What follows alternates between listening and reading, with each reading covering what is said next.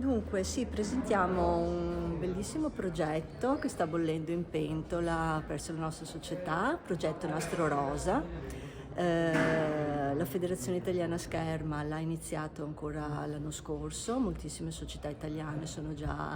hanno già aderito e quest'anno anche noi vogliamo aderire e quindi insomma vogliamo partecipare anche noi a questa progettualità per sostenere queste signore che si stanno in un certo senso riappropriando della loro vita, del loro corpo, della loro serenità.